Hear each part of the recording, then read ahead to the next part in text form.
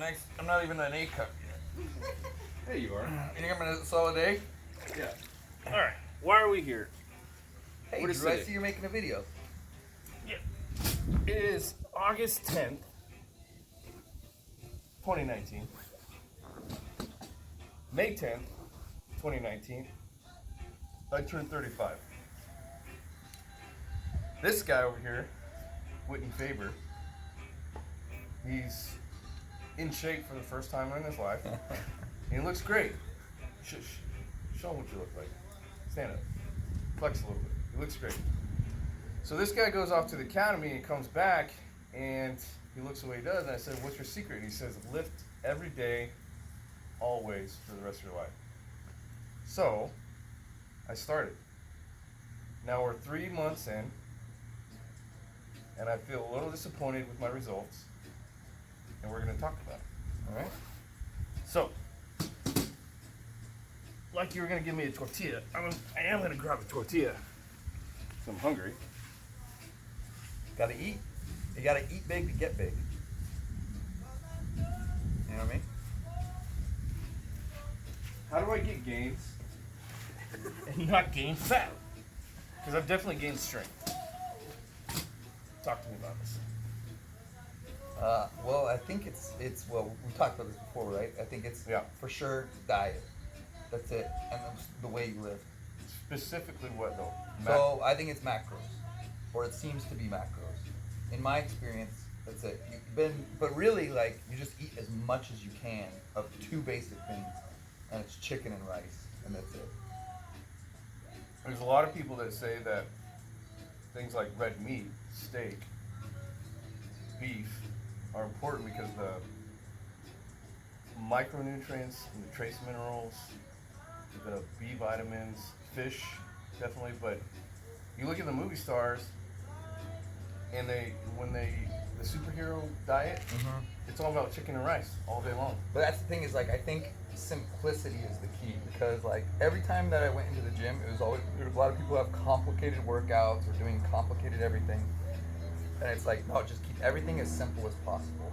Chicken and rice, and it's simple. You're just gonna go lift as hard and heavy as you can. Like, a lot of people do like reverse this and, like, you know, okay, now I'm doing pyramids and reverse pyramids, and I'm doing, like, you know, effective rep ranges and all this other stuff, and all that probably does work. But I think at the beginning, you just lift as hard as you can and eat chicken and rice. You know what I mean? You keep it simple. So what are your macros? So according to what I calculated, it was something like 200 grams of protein, 300 grams of carbohydrates. 300 grams of carbohydrate. Yeah. That's what I'm supposed to be doing to gain weight.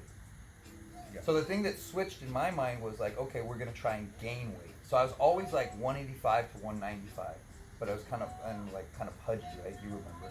Yeah. We can do some before and after. But it was always the same weight. And so then it was always like, oh, I'm trying to lose weight or get more lean or something like that. And as soon as I was like, I'm not going to try and get lean, I'm going to try and put on weight. Lifting hard and eating right, it becomes much more difficult. Yes. Very Except for me. So for me, for example, last year I was down to about 185. As of today, I'm weighing 218 pounds. I just weighed myself. That's almost a 40-pound swing.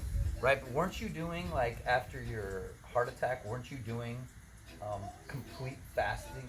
Like, weren't you doing that? And then what happened? That changed because you're not. Well, I doing that went as back much to anymore. day shift. That's what Okay. happened. So I'm still doing the intermittent fasting, which we've talked about fasted cardio, that being effective. I still believe in that, but once I started lifting, I just started putting, because before I was lifting, when I was 3 months ago, I was about 211 pounds. So I had put on weight since the intermittent fasting, strict midnight diet, but I didn't really like how I looked at 185. I was skinny. Right. I didn't have tons of muscle. So when I started lifting, I immediately started putting on tons of weight. Immediately. But what are you eating? Like, what is your routine? So here's what happened. So at the academy, it's a very strict routine, right? Yeah. So it became very easy because you can't eat at any time, right? So it's like I usually would skip breakfast, so I'd only have, and I had black coffee because I was doing like sort of the intermittent fasting thing, where I'd only eat for like a certain time frame. So then you eat every single day breakfast, lunch at like 11:30, 12 o'clock, and every single day was as much chicken and rice as I could put on a plate. And then at dinner it was the same thing. It was so then after we got out at maybe 4:30, I'd go work out from 5 to 7:15 was when I walked into the chow hall every single day. And then I'd eat as much chicken as rice as I could, and then I'd go back to be done and go back to the room, and sometimes I'd have almonds, sometimes I wasn't very strict on like, the protein shakes or anything like that, but it'd be like, I had mango sometimes, edamame sometimes, almonds sometimes, stuff like that, but just a little bit of snack before bed. Were you being cognizant and deliberate about your diet, or are you just kind of eating? No, it's just eating as much, because the thing is like, I don't really know what I don't know what 300 grams of rice looks like. Right. So but I just knew it was a lot. You had to eat a lot. And so I just ate a lot. And it was chicken and rice. And it was always plain chicken breast, basically.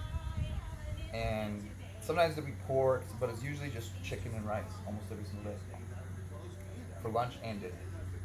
And then sometimes there'd be steak night, stuff like that. So one night a week, maybe have some steak and pork, one night a week. And so like, it's really just a carb-heavy grain and a protein-heavy meat. It's so interesting because I say chicken and rice, but it's like, it means Yeah. beef, it means pork, steak, and it means couscous, quinoa, rice, whatever. how's that chicken, by the way? Yeah, probably check on it. So it's very interesting because my diet right now, when I wake up, I never eat breakfast. I'll get my coffee, black coffee. I don't break my fast, and I will either start eating around noon or 1 o'clock to get a pre-workout meal in to kind of get my body going, get myself into mTOR as far as my cells being ready to receive nutrients. And then it allows my body time to digest. But Yeah. for example, what I will eat for lunch is I might go to Chipotle, have a bowl, rice, double meat, whether it's chicken and steak or just chicken. I'll throw avocado on there. I'll throw the peppers, salsa, sour cream, and cheese. Mm-hmm. So that's a decent sized meal, but it may be more rice than I want. So when are you working out, So I'll eat like and when do you eat? 12:30 to 1:30. I'll have a meal, and then I'll work out either around 4 o'clock in the afternoon, or maybe not till I get home around 6:30 or 7. Then after I work out, I'll come home, I'll cook a steak and have like asparagus or some kind of vegetable, and that's about it. Now, what I think is killing it is, along with my dinner, I'll start drinking beer. Mm-hmm. So I'll have up to a 6-pack sometimes. So that, I think calories wise, I'm definitely under. But the carbohydrate, and maybe because the alcohol, my liver's busy processing the alcohol, I'm just like storing the fat. I don't know.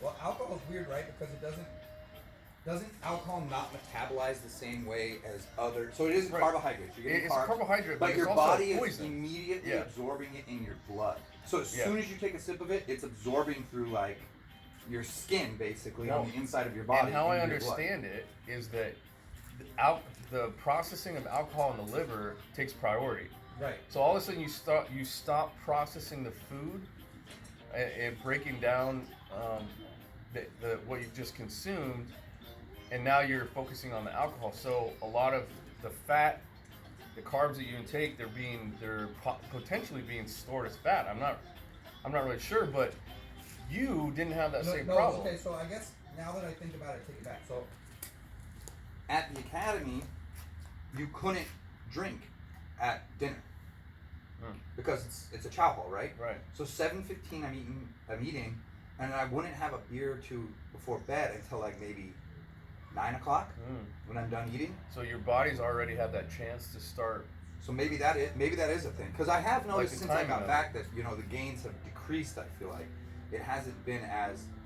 So maybe it's like when you're drinking, you have to time your drinking also to make sure that food goes first. Maybe that's Yeah. something we never. And thought I about have that. heard that Thomas DeLauer, who's big into the fasting, the keto stuff, he said that alcohol is doable, but eat first, wait a couple hours, allow your body to kind of digest it, and then drink because it takes that priority, right? Maybe. And I do. That's a common mistake. It's a habit that I drink and eat my dinner after a workout. So maybe everything that I'm consuming is just going into fat storage. I don't know. But I've been working out every single day for 90 days, give or take a rest day every once in a while when I just listen to my body, like, look, you need a rest day. So maybe out of the last 3 months, I've probably taken 7 to 9 days off. Yeah. I'd say, and that's being honest. So I've given this an honest attempt. It's not even an attempt. I believe in the lifestyle, and I believe that I have gotten stronger. I have made gains. I've gotten bigger, but my goal, I'm still very far away from my goal, and I don't know exactly if it's just a patience thing that my body will continue, or I really need to change up my strategy as far as my diet. I think the strategy has to change. Like as you see, like it should be. I'll be right back and get some tinfoil.